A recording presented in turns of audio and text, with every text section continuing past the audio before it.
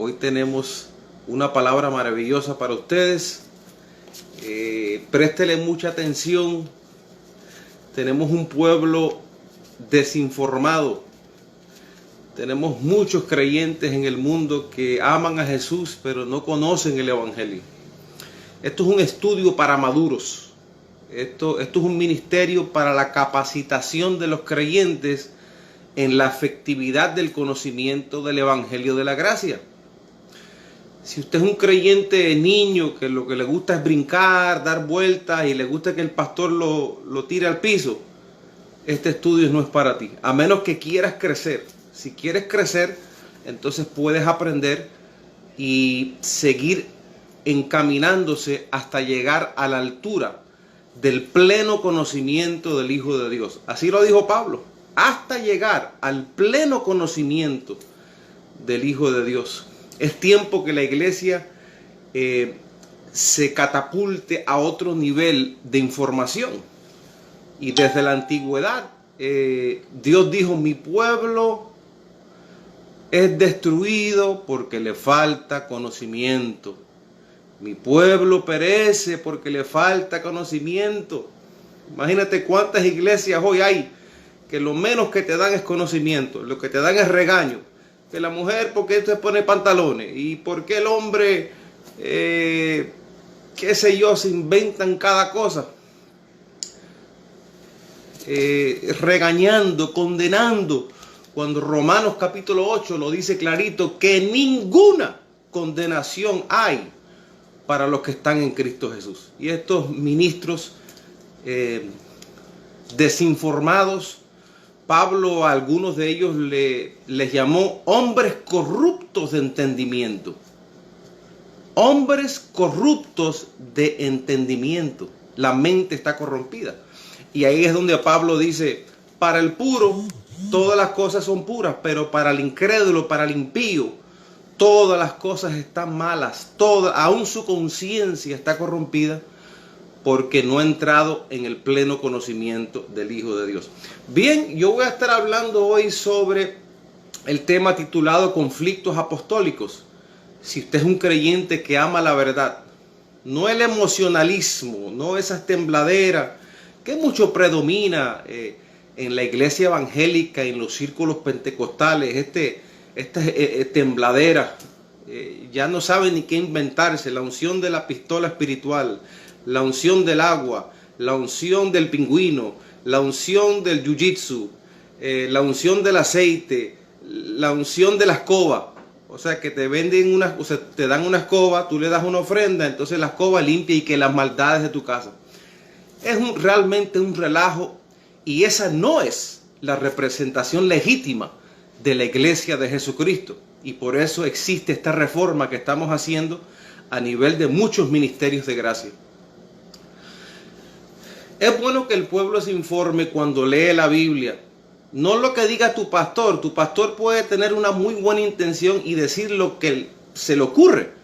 Pero usted como creyente tiene que verificar que todo lo que se diga en ese edificio donde usted se reúne, que esté escrito.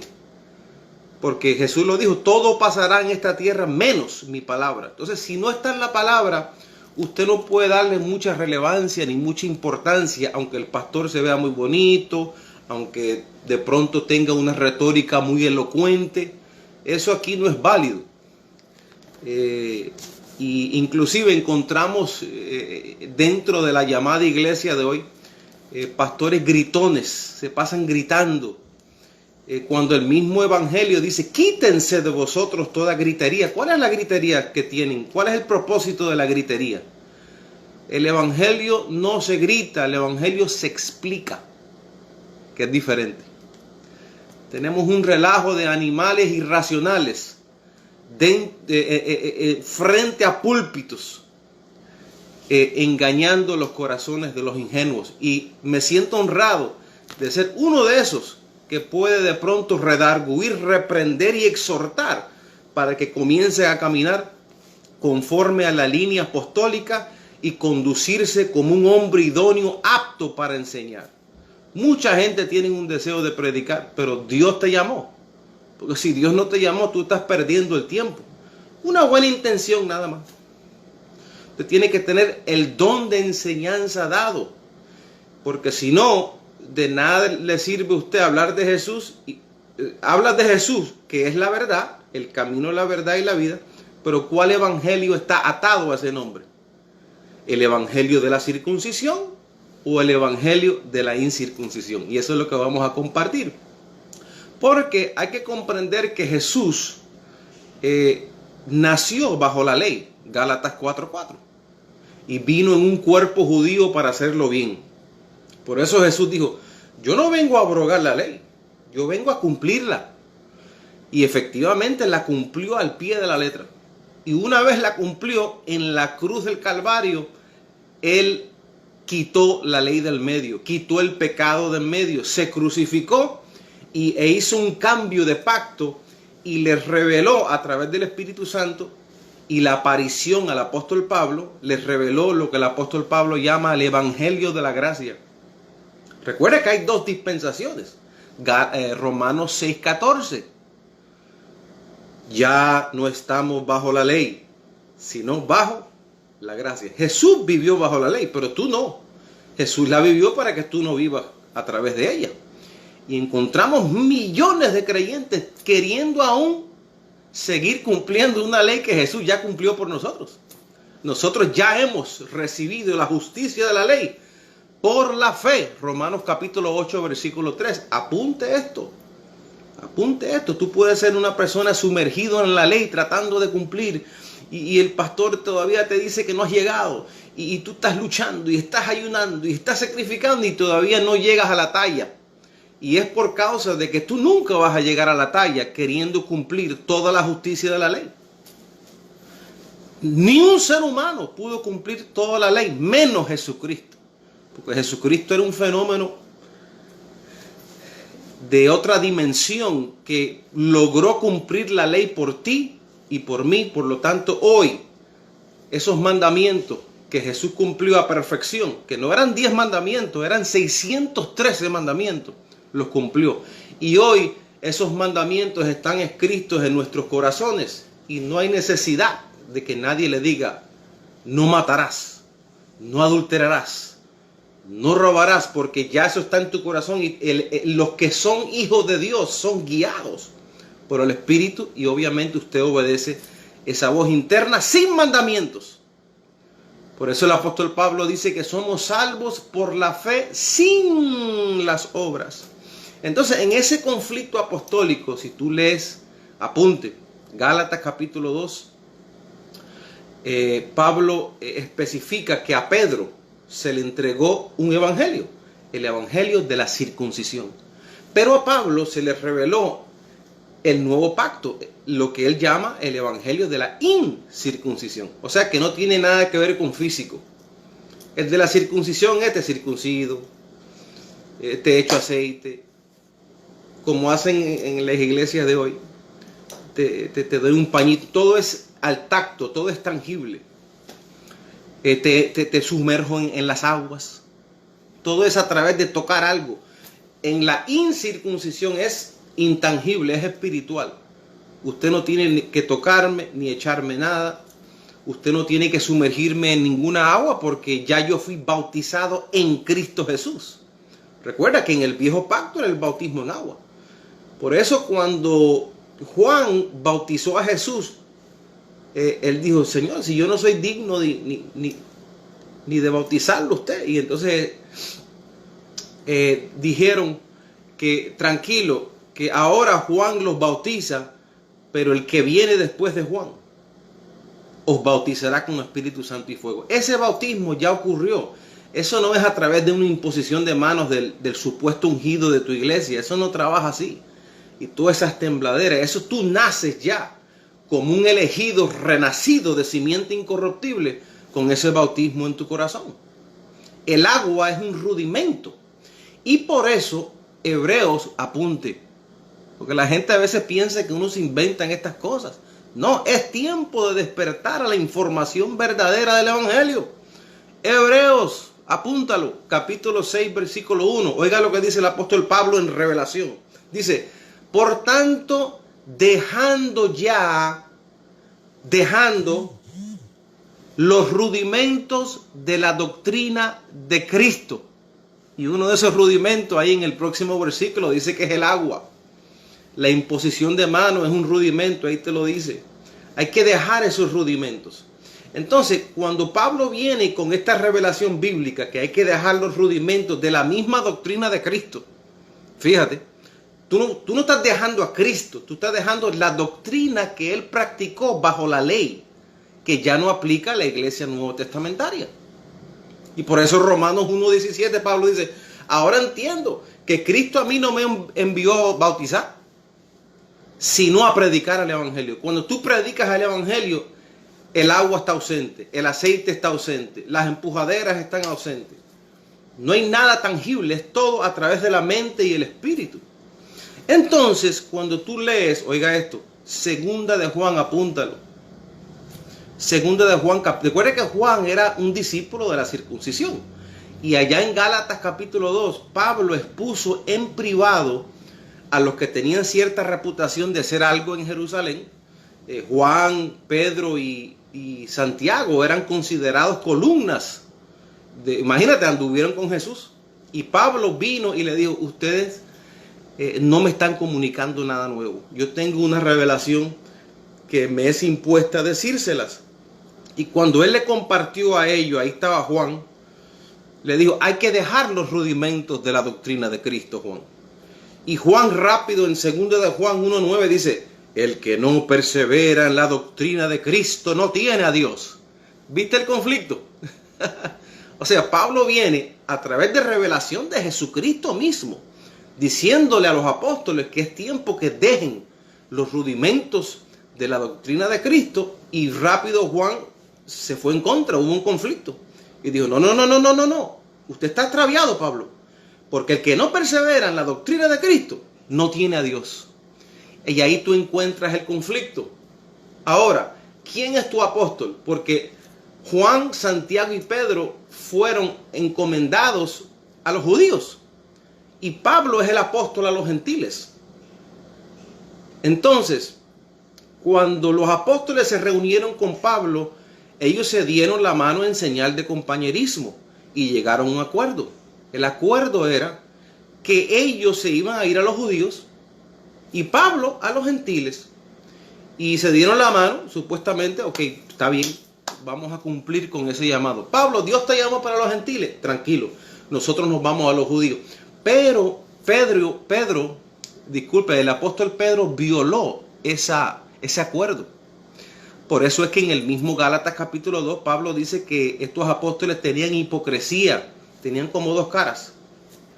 Y Pablo le dijo allá en Gálatas 2:14 a Pedro, Pedro, si tú siendo judío vives como los gentiles, ¿por qué tú obligas a los gentiles a judaizar?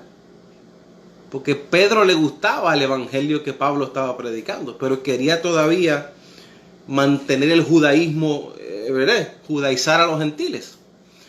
Y a pesar de que Pablo los reprendió y llegaron a un acuerdo, todavía Pedro violó ese acuerdo, porque cuando tú lees las cartas de Pedro, él escribe a la iglesia gentil, escribe a la iglesia en Gálatas, que la iglesia en Galacia fue la iglesia que levantó Pablo. Y él violó ese acuerdo. Por lo menos Santiago le escribió a las 12 tribus de Israel, por lo menos no lo escribió a los gentiles y honró ese acuerdo. Pero aún así, en la carta de Santiago tú encuentras un conflicto contra Pablo. Por ejemplo, escuche, el apóstol Pablo concluye enfáticamente en Romanos capítulo 3, versículo 28, que el hombre es justificado por la fe sin las obras de la ley. Repito, Pablo concluye que el hombre es justificado por la fe sin las obras de la ley. Entonces, cuando tú vas a la carta de Santiago, vamos a ver otro conflicto. En el capítulo 2, versículo 14, oiga lo que dice Santiago, oh hombre vano. Dice, no sabe, del 14 al 17, no sabe que la fe sin obras es muerta. ¿Podrá la fe salvarle? Bueno, si Pablo está diciendo que la fe te salva sin obras. Y él te lo reitera ya en Efesios capítulo 2, versículo 6. Que somos salvos por fe sin obras. Y entonces Santiago no le gustó eso. Porque él es de la ley. Él dijo, no. Hombre vano, la fe no puede salvarte. Si tú no obras, tu fe está muerta. Cuando la fe es un espíritu indestructible, dado al creyente como un don. Eso no se deshace. Pero el conflicto que hubo allí, ¿estás viendo el conflicto?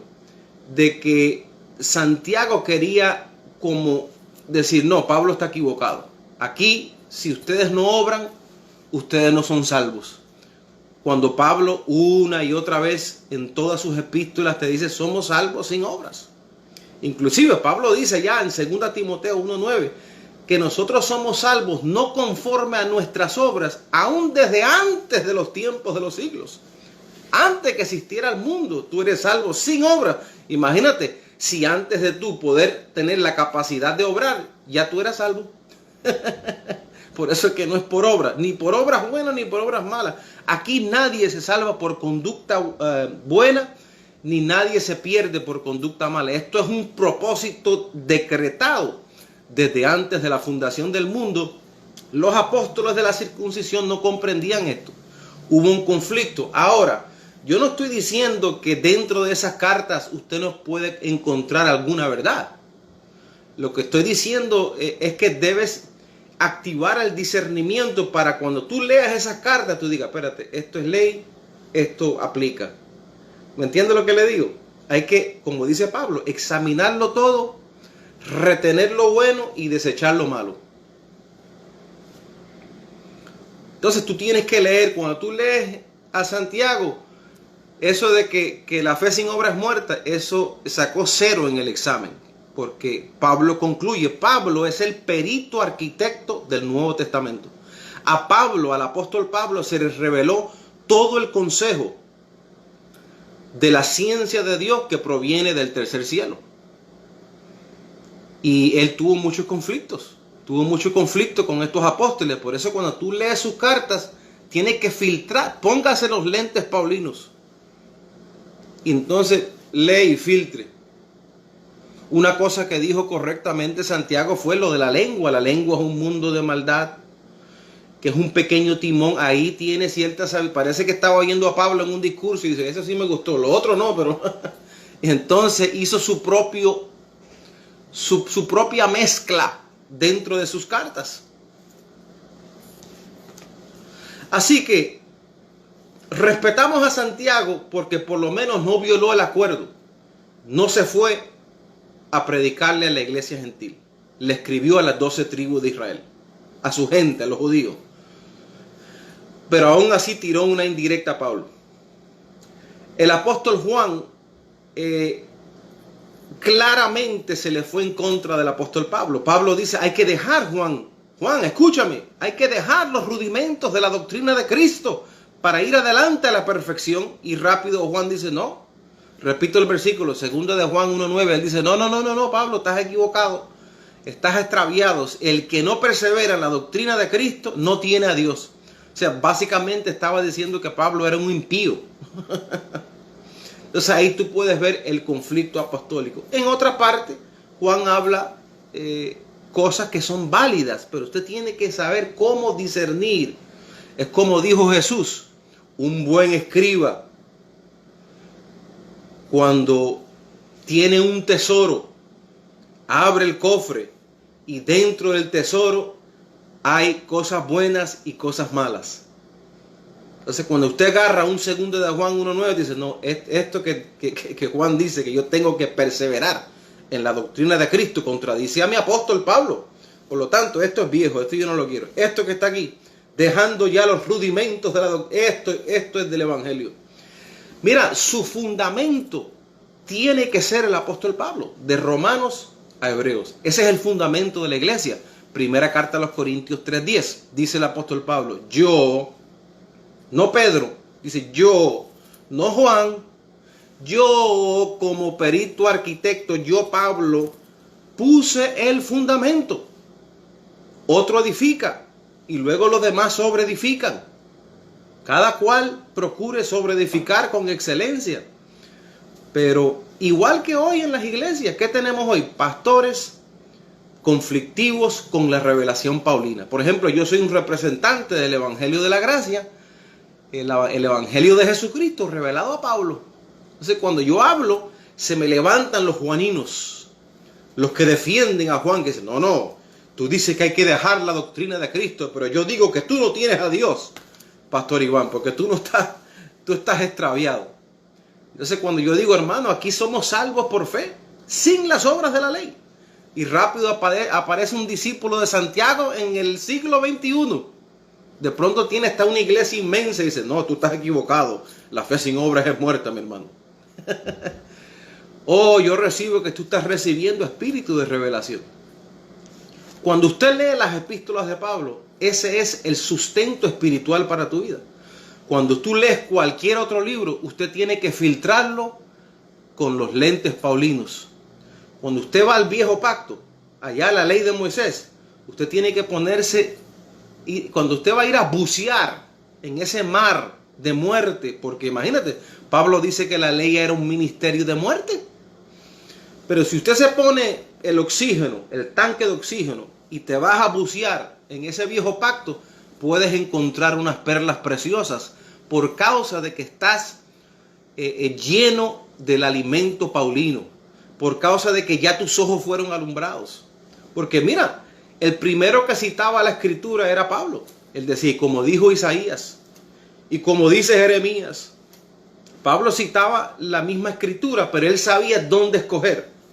Porque si usted agarra el viejo pacto en todo su contenido, usted se va a matar. Porque la letra mata. Pero Dios resucitó de entre los muertos para establecer un nuevo pacto establecido sobre mejores promesas. Y ese evangelio comienza en el libro a los Romanos hasta el libro a los Hebreos.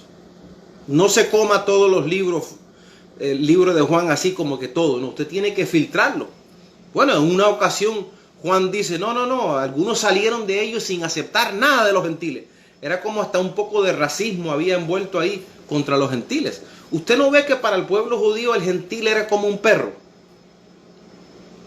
Pero Dios, en su misericordia, luego dio salvación a los gentiles, reveló el pacto y de dos pueblos hizo un solo pueblo. Ahora no hay ni judío, ni griego, ni gentil. Todos somos uno en Cristo Jesús. Todos somos uno en Cristo Jesús. Dios dio su vida por la iglesia, no por los judíos, no solamente por los gentiles, sino por todos los hijos de Dios y todos los que habían de creer en su nombre. Así que concluyo con esto. Gálatas capítulo 2. Pablo reprendió a Pedro porque no andaba rectamente conforme a la verdad del evangelio. ¿Cuántos pastores hoy? Hay que reprenderlos porque no andan rectamente conforme a la verdad. Si Pablo reprendió a Pedro, reprenderte un pastor de hoy en día es fácil, por amor, a ver si cae en cuenta. Todo eso venga al altar, lo que están en pecado, hermano. Pablo refuta eso. Pablo dice que cuando Cristo murió, allá en Hebreos capítulo 10, versículo 14, Él hizo la iglesia perfecta para siempre. La iglesia no es ninguna pecadora, la iglesia son espíritus justos, hechos perfectos, santos y sin mancha, purificados, santificados, justificados. Ya si vamos a hablar en el término de carne, pues imagínate, en carne todos somos defectuosos, somos seres humanos, todos fallamos. Pero en lo que se refiere a tu verdadera identidad como iglesia, que es en el hombre interior, su espíritu es santo. Primera carta a los Corintios 1:30 dice, por lo cual ya habéis sido por Dios justificado, santificado. Esos pastores, no hermano, tiene que estar santo. Pero es que ya tú estás santificado conforme a 1 Corintios 1:30. No. Algunos dijeron, todo vuestro ser, espíritu, alma y cuerpo, sea guardado irreprensible. Entonces quieren criticar a una persona, a una mujer que se puso, qué sé yo, un pantalón, o quieren aplicar leyes de Moisés a la iglesia nuevo testamentaria. No hay flexibilidad, pura ley, puro regaño, pura prohibición. No hay libertad. Si el Espíritu de Dios está en un creyente, tú pastor que me estás escuchando, tu trabajo no es hacer el trabajo del Espíritu de Dios. Cada creyente es guiado por el Espíritu. Lo suyo es enseñar la palabra con respeto a la amada del Señor. Lo tuyo es enseñar la sana doctrina con decoro, con excelencia y con el respeto debido a la primera dama del Dios de los cielos, que es la iglesia. Y cuando usted lee Primera Tesalonicenses, que esto es un versículo muy famoso que utilizan los ministerios llamados de santidad. Fíjate que Pablo dice que ya estamos santificados. Pero cuando dice la palabra en Primera Tesalonicenses, dice capítulo 5, verso 12, si no me equivoco, dice, y el Dios y nuestro Dios os santifique por completo. O sea que Dios va a santificarte por completo, no tú. Tú no ves que tú andas con un cuerpo inmundo que es insantificable. Esa es una de las revelaciones que Jesucristo el resucitado le reveló a Pablo. Le dijo, Pablo, en tu carne no mora el bien. Usted anda con un cuerpo pecaminoso carnal, pero yo hice el trabajo en tu espíritu y perfeccioné tu hombre interior. Entonces, a través de mi conocimiento, usted puede sujetar las intenciones de la carne, pero jamás vas a poder santificarla, porque el único que puede santificar este cuerpo es Jesucristo, que lo hará en su segunda venida. Filipenses capítulo 3 dice que cuando Él venga, entonces Él va a transformar el cuerpo de la humillación nuestra en un cuerpo semejante al cuerpo de la gloria suya. Entonces, cuando Pablo dice que el mismo Dios os santifique por completo, espíritu, alma y cuerpo, en el espíritu ya está santificado. En el término almático y corporal, eso se santificará por completo cuando Él venga por segunda vez y Él te dé un cuerpo semejante al de la gloria suya. Mientras tanto, usted está dando cosas contra el aguijón. No, me pongo una falda larga, me pongo una... Digo, no es que no se vista uno decorosamente, por supuesto, pero usted puede quitarse todo el maquillaje, mujeres pentecostales, ponerse todo el pelo en un moño, y según usted eso es santidad. Tu carne sigue siendo inmunda. La carne es insantificable hasta que Cristo venga y lo transforme. Pedro, cuando se sentó con Pablo allá en Gálatas 2, una de las realidades bíblicas que Pablo les reveló fue Pedro, le dijo, Pedro, somos santificados, somos santos, ya estamos santos, pero no quitaron las inmundicias de la carne. Usted puede agarrar su carne, bautizarla en agua, tirarla de rodillas, ayunar 3 días corridos, brincar, saltar. Su carne es inmunda.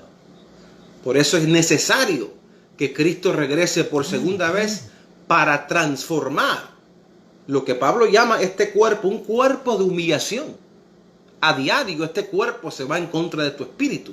Por eso Pablo dice en Gálatas 5, la carne se opone al espíritu y el espíritu se opone a la carne. Esta carne siempre se va a oponer a ti, aunque te tapes la cara, damas. Aunque te encierres en un cuarto y nunca salgas ni mires a nadie, tu carne es inmunda. Pero un día, el apóstol Pablo dice que Jesucristo vendrá por segunda vez y nos dará un cuerpo semejante al cuerpo de la gloria suya cuando Él resucitó. Y entonces podremos decir, ya Dios nos santificó por completo, espíritu, alma y cuerpo. Mientras tanto, obviamente seguimos tratando de conducirnos con la excelencia de la vocación con que fuimos llamados. Pero mientras tú seas un ser humano, ten misericordia contigo, tú vas a fallar. Algo vas a decir fuera de orden. Algo va a suceder. Pero si tú tienes un pastor regañón de eso, que no entiende el evangelio de la gracia, entras en la iglesia buscando una palabra de consuelo y sales de ahí sintiéndose 10 veces peor.